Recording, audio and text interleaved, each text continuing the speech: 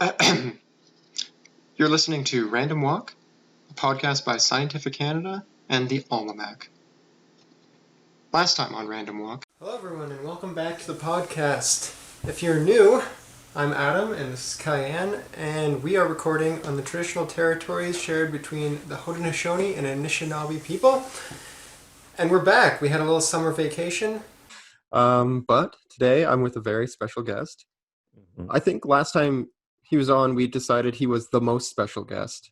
I feel so much love. Thank you for having me back, Adam, on your Tareq special... Yousef. So yeah, you're back. Last time you were on the show, we were talking about ComSciCon and all of the things we were looking forward to, and really have to acknowledge how well the organizers did. In person, she gave this really great workshop on creative storytelling within the realm of science communication, obviously. So it was like, to me, it was kind of like if you want to write a story for, I don't know, Time magazine or something about science, or I wonder, it makes me think, is there anything that you, any workshops you kind of thought, oh, this might be really good to do, that maybe weren't encountered? I tried to think about what the biggest financial interest would be for someone to buy into my research on light adaptation in the fish retina. Thank you for tuning in. To catch the second half, we'll be posting it up next week. Unless you're a patron, in which case I'm just going to continue talking into the camera. Sorry for getting in the way of your Tareq time. Here he comes. Let's see, what else? Oh, something interesting. I did learn, I guess it goes without saying, I learned a lot of new things during ComSciConCan. One of so the first session that we had was on science policy. And that was really interesting because we got to hear from a lot of a good diverse array of people who work in science policy, I guess in different I would say disciplines within science policy, like some government related, some non-for-profit related, and so on. Some maybe private. And one of the biggest takeaways I got I got two big takeaways from that. One is that science policy is different than science advocacy, which is not necessarily a definition that I was very in tune to before this panel. So that was interesting to hear. And the second, the definitions around that. And the second thing that I took away from it is that it's not, I'm not going to say it's easy to get into science policy, but I guess there are a lot more opportunities than I thought. And all it takes is, really trying to chase them. Like either getting an internship through a competitive program, or just like contacting, whether it's a government agency or contacting a private think tank or whatever it is, and saying you're interested in what they're doing, and then seeing where that goes. I mean, I think that was just really good advice. They kind of were all saying, like, if you're interested in it, go for it. Yeah. That I think that was a big takeaway from the question, do I need a PhD to do this? And I think everybody said, no, if you know what you want to do right now out of a master's, you can just go and do it. You don't need it. Yeah. Unless there's like something very specific that you want to do that says you need a PhD. Right. Like a lot of them went through this MyTax. No one needs a PhD. I think that's what we should call this podcast. Yeah, I think that's just a general rule now. As two people in a PhD program, it's like, don't. Why? Really sit down with yourself and ask. It's like getting inducted or joining up with Mensa or something. Yeah. It's like, okay, well, I have this, but I don't want to give myself that much credit. I'll give it to you, though. You're very smart. I recently listened to a podcast about, it's called My Year in Mensa. Some writer/comedian decided that she wanted to to try getting into Mensa and then writing about it as like a, haha, this place is weird. And actually, that sounds really funny. Yeah, it was funny, but then also like kind of crazy, talking about like online culture and like Did she get death in? threats and stuff. Yeah, she got in. Wow. Yeah, So there's like, she's obviously really smart. yeah. Yeah, it Wow. was good. It was like Way to 4 go. episodes long. It wasn't too long. But sorry, that was a digression. I loved it. What Right, else? policy. Yeah, yeah, yeah. And we talked to Kimberly Gerling, who is the Evidence for Democracy uh, lead, co-owner, CEO type person. Uh, so like a bit of a spoiler, we had a little interview with one of their new students, summer students, research students. Um, did you get anything from her about Evidence for Democracy specifically? That did you? I don't think she really dove into the nitty gritty of their day to day, to be honest. I think she was kind of speaking more generally, right? Yeah, that's true. I think one thing I took away is that they have a lot of opportunities currently for people to help out if they want to, Oh, get their foot in the door. that's true. I signed up for their email list, and once a month or so, they send out a call for volunteers of like, hey, can you like edit this, whatever? Can you do some research into this? Blah blah blah. Yeah, I So think that's that's a something I'll good probably thing to bring share. up, actually, Adam, because I guess if people are in school and they're looking for a volunteer opportunity, like they have time for a volunteer opportunity, and they also are looking in the future to build up a CV that, looks like they have some science policy um, experience, it does seem like there are a lot of volunteer opportunities. I don't think it's easy to get paid for it while you're Mhm, still a student, but mhm. there's definitely a lot of volunteer opportunities that people can find. Yeah. Yeah, and the other thing, right, they have a YouTube channel that I wasn't aware of, where they kind of supposedly break down the whole idea of like science policy, how it works, what scientists do, how politicians get their science, etc. Basically, everything you'd want to know about how science policy works, I think, is on their YouTube channel. The coolest So, part, that is really cool. And I guess, like, kind of as part of that, the coolest definition I got out of it was that science policy is basically just like science, like knowledge dissemination. Like if you're mhm. somebody who enjoys putting together ideas and presenting evidence, then which, like, who doesn't? I mean, like, if you're in academia, you know what I mean, like that's what we Yeah, do all the time, so who doesn't like that? But if you want to pursue something where you do that all the time, it seems like an interesting, I don't know how stable of a job market it is, but it seems like yeah, an I don't know. interesting path to pursue. Yeah, I gotta say, like, when people ask, or when people have asked me about science communication and why I'm into it rather than research, I usually say because I enjoy just being like a sponge for information. And if people will Yeah, pay me to like learn something and then tell them about it, that's a dream job. yeah, That apparently is exactly what science policy work is. right. That's why That's I like lecturing so much. yeah. That's I probably also my like to favorite see part of being at school. their glowing little faces. That's Oh yeah, not on the first day. They're not glowing. They're like, "Who is this?" yeah, And then by about day 3, they're like, "Okay." yeah. You come in with your skateboard and Yeah, yeah. your backwards baseball cap and Oh, I should do that this year.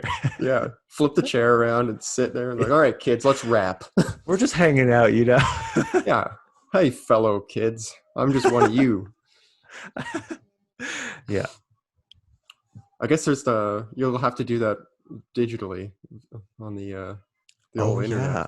I keep forgetting I have to record lectures. Yeah, that'll be interesting. Yeah. It's gonna be great. So much opportunity for memeing it up. Maybe I'll have you join in. I'll be a creative director. Yeah. Hey, if you ever want Exactly. to throw to me for I don't know, for something stupid, I'm game. Yeah. I'll Let's go record to something Adam for to you. see what he thinks of the choroidal pigment. Adam. Let's break it down. Pigment. What do those two words mean? Yeah. So on the whole, like you said at the top, the conference I think was really useful. You seem to get something out of it. Did it inspire you to do anything specific, like start an initiative or like search to do any sort of communication work? Oh yeah, interesting. Any Um, actionable thing that came out of this? well, I did sign up for Massive Science, which I know you are a proponent of. Uh-huh. I haven't, pitched anything yet, but I did do some peer commentary. I thought that was like an easy way for me to get my foot in the door. So that Yeah, was true. fun. Their Um, email storytelling 101 course was useful if you sign oh, up for that. good. Yeah, I don't like getting emails. I saved them all as Google Doc Oh, okay. things, whatever. I just like copy and pasted it all in there so I can share the prompts That'd be with you. cool. Yeah, I have a I really big won't problem email with it to you that. though. No, you have to mail it to me. Yeah, I'll print them out and mail them to you. When I was in undergrad, I used to think, are these professors reading these emails? It's like, no, they're not. Nope. And I was sad about it at first, and now I'm like, emails suck. It's like I get it. Yeah, I get too many. I don't want to sign up for a subscription. Anyway, what else? Oh, I'm very interested in. They haven't put out a call yet, but I'm very interested in. I don't know. I know the realities of the time I have to offer, so it would be a very administrative role, but I'd be very interested in helping with the organization of a future ComSciConCan, if only just to give my feedback in a very explicit way, and like Uh-huh. help maybe suggest future panelists or things like that. Like I would love to do that, in the same way that we were just Hmm. talking about, like what else would we like to see. I'd love to help. I don't know if they are amenable to that, help shape maybe some future developments for the conference. I'd also Yeah. really like to see a local one for the East Coast, because there is one for Quebec and there is one starting out for the West Coast. And I don't know if there is one specifically for Ontario. Yeah, there's a GTA one. I think it's happening in like a Oh, couple that's weeks. right. Yeah, we have So, tons of yeah. opportunities here compared to both the East and West Coast. Well, and I have to say, the representation for the conference was very central biased, which Hmm. I don't know. I'm not saying anything. Like maybe they got way less applicants for elsewhere in the country. But there was only, I think there were two people from Newfoundland. It was me from Nova Scotia, no one from PEI or New Brunswick. Hmm. And to me, it's mind-boggling because we have such a density of colleges and universities. You would think there's so many students who would be interested in this, and I think there Hmm. actually are. So I would love to see an opportunity for the East Coast happen, and I think maybe in the near future they're going to be sending out information on how we might be able to help with that. Yeah, yeah, it's interesting you should say that. So apparently there were like 500 applicants or something, and they took, I don't know, like 50. 50 or something like that. I I gotta wonder what they were selecting based on. Certainly, it has something to do with like your experience and your initiatives that you've done. I But agree, because if it seemed like everybody was very impressive. Everyone had like a yeah, huge initiative, whether they started a program or whether they're the contributors to really big publications. It seemed like everybody but had something under their belt.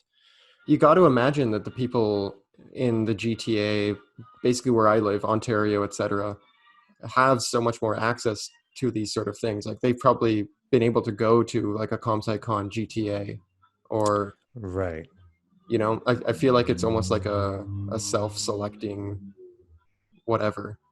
Like people Yeah, on the there's far not east and far much out west here, might not have opportunities to have but the it's same weird because we have experiences. so many higher education institutions out here. Hmm. Like everybody, I think even it's like known in Ontario that a good chunk of people move out east to go to university because they want to get away from Ontario for whatever reason. Can't imagine. Just kidding. But we do have a lot of graduate students out here. Yeah, I would love to. I'd love to see more from both of the coasts. I think the Hmm. West Coast thing like started up in response to just these West Coast people at this conference identifying that they wanted their own thing. Like I think Right. halfway through the weekend they decided to do this, and now they already have like a website set up. And The other thing is it's glaringly obvious that the territories aren't represented in any like substantial Yeah. fashion. So Yeah. I wonder, I mean, I know there's lots of institutions up there. There's obviously lots of students. There's obviously lots of Indigenous graduate students all over the country, whether or not they live in the territories. So I wonder if, I don't know, I would kind of like, I would hope that that would be an item that people would consider important to be actionable on, to try to drive up engagement of Indigenous students for sure. Yeah, that's what did I see recently? I think there was like a new university program opening up, I think in the Yukon or something. They were looking for people to start applying. I'm on an email list, University Affairs, I think it is. Okay. Oh my But God, you yeah, have so many email lists, Adam. What does your inbox look like? should we screen share? Yeah. It's not so bad. I'm pretty good. I don't get any of those advertisement things. I'm pretty good at like unsubscribing right away when I get something stupid. Right. But yeah. But yeah, that opened my eyes a little bit to there's got to be so many people doing interesting stuff way up in the territories that we just don't hear from. I would love Totally. to. Maybe we'll send an intern, part of our podcast network, yours and my podcast network. We'll send an intern up there to investigate. If anybody rich is listening, you need to message Adam, please, because he has a very interesting investment opportunity for you. Mm-hmm. Mm-hmm. Cool. Well, let's see. Any other like glaring omissions that we've skipped over for ComSciCon Canada? I feel like we did a decent coverage. Yeah, I guess, I don't know, we'd be remiss not to like shout out some like cool people that were in attendance or that organized. Like Rakib Tesfaye was awesome. Oh yeah. Or Rakib Tesfaye was awesome, and Pramod was really cool. Like getting to talk to him throughout the whole thing. He was a really good host of everything. All the organizers were really good hosts of everything. We got to meet Science Sam, Yeah, which that was was pretty cool. cool. Huge science communicator. Mm-hmm. Yeah, I don't know. There were some really cool people there. You know, it made me think that Canada is like, I don't know. I don't usually Small. think of Canada as like, oh, small. Well, I don't usually think of Canada as like being in the media so much, but like there are a lot of really cool Canadian science communicators, Mm-hmm. obviously. So it's cool that we have a community up here of people that are doing it. Like in my mind, usually everything happens in the States and then we're like years behind. But I don't think that's the case. I think there's a lot of really cool stuff happening in Canada. And this was a Yeah. really good exhibition of that. Like ComSciConCan was a good exhibition of the fact that Canadian scientists are good at and are motivated to do science communication. Yeah, we certainly hold our own in terms of like maybe not mass quantity of output like the States, just because they have such a large population, but Mm-hmm. quality output and quality science communication. Like I could see any of these people that I met this week or several weekends ago or whatever, Yeah. being just as successful up here as down there. Right. Yeah, Exactly. definitely huge thanks to everybody who put it on. Too many people to name drop and list, but Oh yeah, were you at the trivia? I didn't get to go. no, I wasn't. Okay. Right. Cut that out. Yeah, it was a long day, and I had to. What did I do? I think I went and saw my parents quickly. Nice. Yeah, but yeah, it's a good idea. I kind of regret not going to that, but it's all right. Mm. Yeah. But yeah, we'll certainly share. I guess people were taking group notes. Mm-hmm. They had like a collaborative note taking type thing, so I'm planning on sharing that. And Alex, I think, put together everybody like a who's who Twitter list or something of attendees, and Right. that's a useful thing to have. And I'm putting together like a big like written document of links and my experiences and some notes and stuff like that I'll I love share. that. That's really Yeah. cool. Mostly I started writing it for myself just to like internalize all of this stuff, but I thought like, once I have it all put together, I might as well put it out there somewhere. I think the organizers would appreciate it too. Mm-hmm. Yeah, cool. Well, thanks so much for regaling me with your tales and your stories. It's This always was fun to hang out. this was a pleasure. Yes, it was.